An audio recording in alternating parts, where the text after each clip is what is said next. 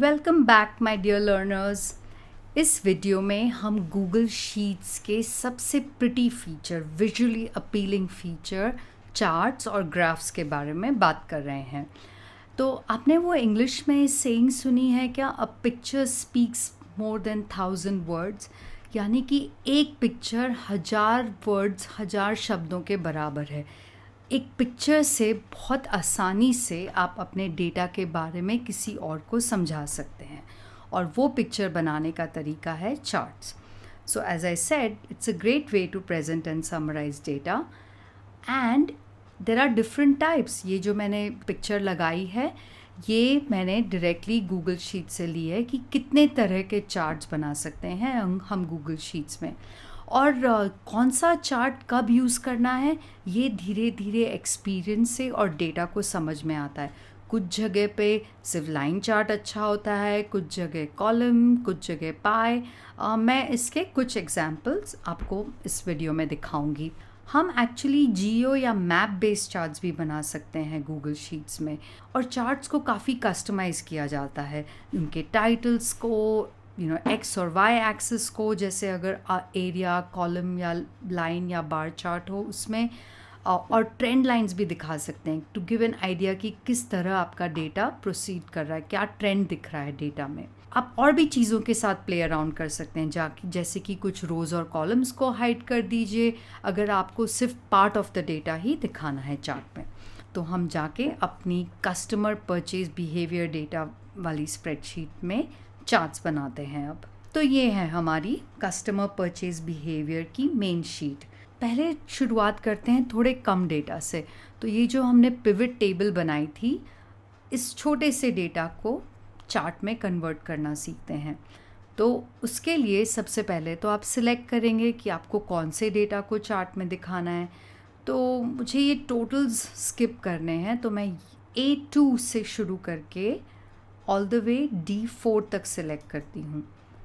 Okay, मैंने ये data select कर लिया। अब मैं इसको इंसर्ट मेन्यू में जाके चार्ट पे क्लिक करूँगी।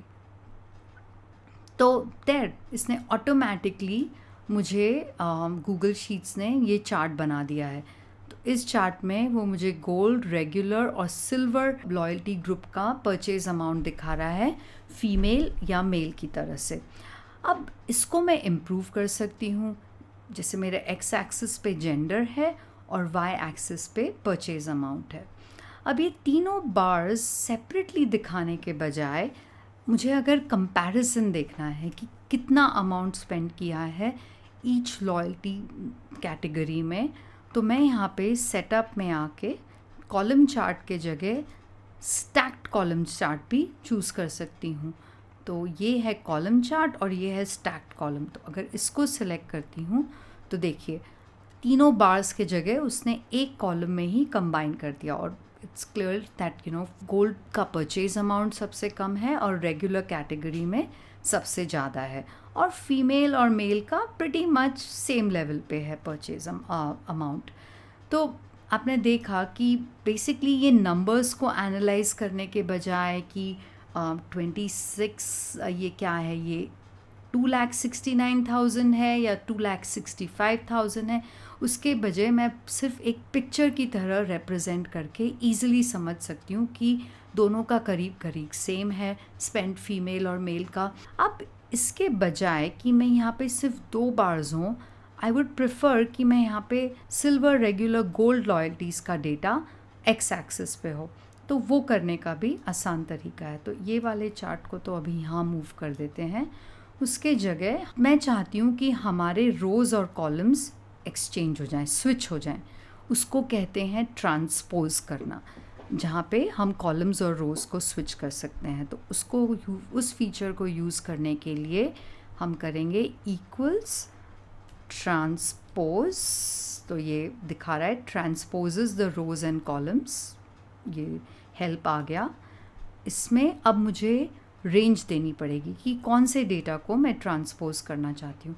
तो मैं यहाँ से लेके, और ये मैं शिफ्ट सेलेक्ट कर रही हूँ, यहाँ वाले डेटा को ट्रांसपोज करना चाहती हूँ, और इसको एंटर करते हैं एंड देयर यू गो। तो अब मेरे पास में जेंडर फीमेल और मेल का डेटा है for gold, regular and silver category. Let's try to make another chart now with this data. तो मैं यहाँ से लेके यहाँ तक के डेटा को सिलेक्ट करूँगी and I will say insert chart again, and there you go. Now again Google Sheets has selected an automatic chart for me for female and male and each of the 3 categories. मैं इसको फिर से stacked column chart में convert करती हूँ. यहाँ जाके column chart में stacked column chart, and now let's see if we see the difference. तो इसमें मैंने गोल्ड, रेगुलर और सिल्वर कैटेगरी में मेल और फीमेल बेस्ड डेटा है. तो अब इस चार्ट में एक गड़बड़ है कि मुझे पता नहीं इनमें से कौन सा कलर फीमेल के लिए है और कौन सा कलर मेल के लिए है. तो इसे फिक्स करना पड़ेगा. हम एडिट चार्ट में चलते हैं, एडिट द चार्ट. और ये गड़बड़ इसलिए है क्योंकि हमने हमारा डेटा रेंज जो सिलेक्ट किया है वो A8 to C10 है, यानी कि इस रो से शुरू हो रहा है.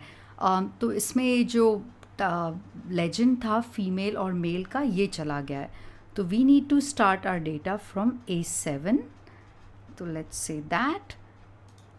और अब इसमें ये प्रॉब्लम हो गई कि ये जेंडर का एक पार्ट ऐड कर दिया, कोई वैलिड कॉलम ही नहीं है जेंडर के लिए. We need to say that row 7 को डेटा जैसे नहीं हेडर जैसे ट्रीट करो.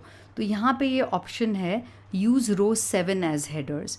तो उस पर क्लिक करते हैं और देयर यू गो, मेल और फीमेल का लेजेंड सही हो गया. अब हमें मालूम है कि ये मरून कलर मेल है और ये येलोइश कलर फीमेल है. ओके, तो अब चलते हैं थोड़े और कॉम्प्लिकेटेड एग्जाम्पल पे. हम हमारा डेटा रेंज को इंक्रीज़ करते हैं.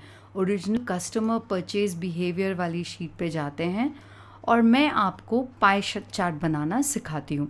पाई चार्ट के लिए कौन सा डेटा यूज़ करेंगे? लेट्स से ये प्रोडक्ट कैटेगरी है.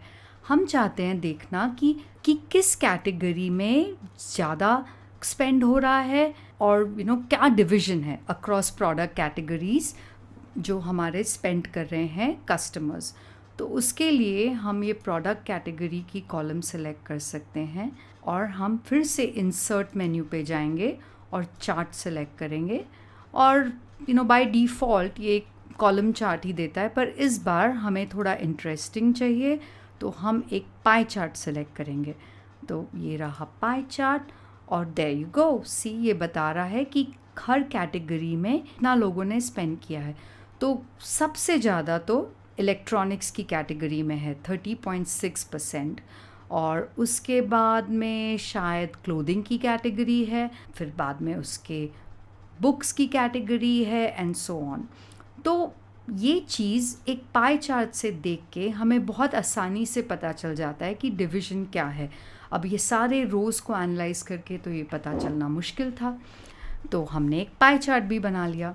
तो मैं इस एक्चुअली पाई चार्ट को अलग शीट पे डालना चाहती हूँ, तो मैं इसको बोलती हूँ मूव टू ओन शीट. तो ये अपने आप एक शीट में पाई चार्ट चला गया है.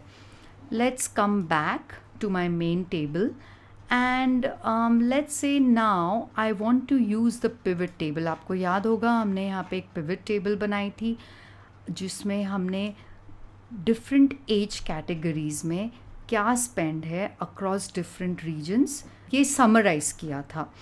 तो इसको एक चार्ट के जैसे देखते हैं. तो मैं अगेन डेटा सिलेक्ट करूँगी. सबसे पहले तो यहाँ से लेके T30 तक सिलेक्ट किया मैंने. I go back, I say insert chart and let's see. So now it has given me some data, not exactly the one I would like to see. So again, I think I'm missing this row. I needed to include this row also. So row 4 से शुरू करते हैं. हमारा data का range तो ये O4 है. इसमें अब हमारे पास डिफरेंट एक्सेस हैं. अब हमें इसमें भी बताना पड़ेगा कि हेडर कौन सा है. Use row 4 as headers. Yes, that is correct. And I want to use column O as labels because मुझे पता नहीं चल रहा है ये डेटा किसके बारे में है. तो there now I see the different age groups And again I want to do a stacked chart. So let me select a stacked bar chart this time, just to give you an idea. And there, see, now I can see that in every age group, what was the amount in each region, spent in each region. So for example, in this age group of 19, there was only spent in East region, nowhere else. Is that correct? Yes, row 19, age group 19 में सिर्फ east में data है हमारे पास में spend, पर बाकी regions में नहीं है. और सबसे ज़्यादा तो स्पेंड इस वाले रो में, रो 30 में.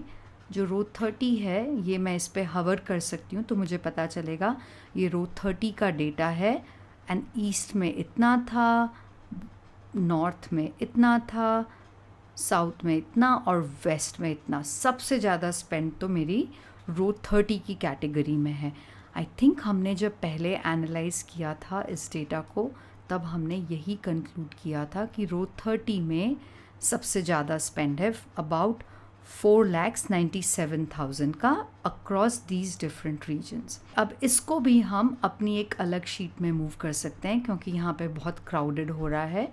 So I'm going to say move to own sheet and it's called chart 2, but I'm going to rename it stacked bar chart. And I can also edit the chart and maybe put a title to the chart. So let's go to edit. इसमें y axis is the age. series में मैं दिखा रही हूँ customer purchase behavior for all these 4 regions. I'm going to go to customize and let's say I want to change the chart title. So I want to call this chart title as spend by age and region. तो ये मेरा chart का title यहाँ पे update हो गया है और मैं अपने x और y एक्सिस को भी नेम कर सकती हूँ. तो हॉरिजॉन्टल एक्सिस का टाइटल है परचेज अमाउंट. परचेज अमाउंट, यहाँ पे ये मेरे एक्सिस पे टाइटल आ गया है परचेज अमाउंट. और वैसे ही मैं वर्टिकल एक्सिस का टाइटल दे सकती हूँ and the title text is age and I can see the age. So there my chart is ready. I can understand it. अब ये जो एक्स्ट्रा बार आ रहा है, this is a result of data which is not clean. तो ये data आ रहा है क्योंकि ये 4 रीजन्स के अलावा हमारा ये एक और रीजन ऐड हो गया है. आई थिंक हमारे पिवट टेबल क्रिएशन में प्रॉब्लम थी या हमारा डेटा क्लीन नहीं है. इस चीज़ को हम ज़्यादा डेप्थ में डेटा एनालिटिक्स में एनालाइज करेंगे. So that's all we have on charts and graphs.